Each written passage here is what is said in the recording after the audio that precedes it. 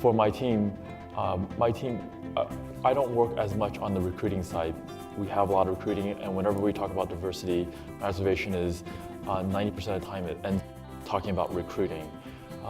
So what I focus on for my team is, I think of it as the leaky tire problem. Like how do you patch and solve the leaky tire? Because if we only think about recruiting, you're just pumping air in as it floats out. So with respect to how to solve the leaky tire, I really focus on the culture of how we work and how to evolve that to a place that really is embracing of all types. And we try not to focus on gender specifically.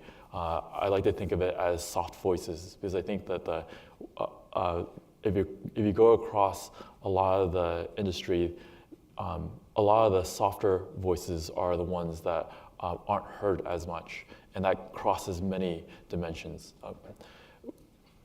An important part of this, what we're trying to do in my team is to make it comfortable for folks to disagree and to voice issues.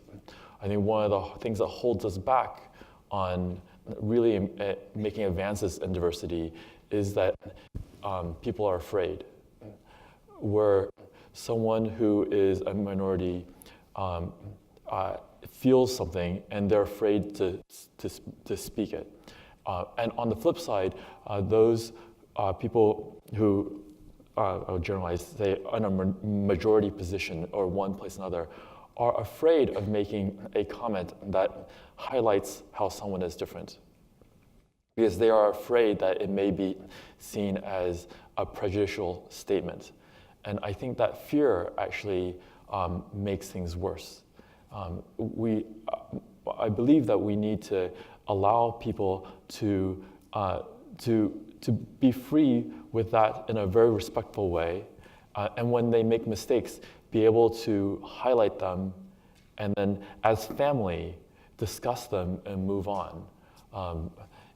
If I use the example of what happened at Grace Hopper, I think it was 3 years ago, where there were some leaders there who made a mistake that was not as constructive as they could have been, and I think that was a mistake.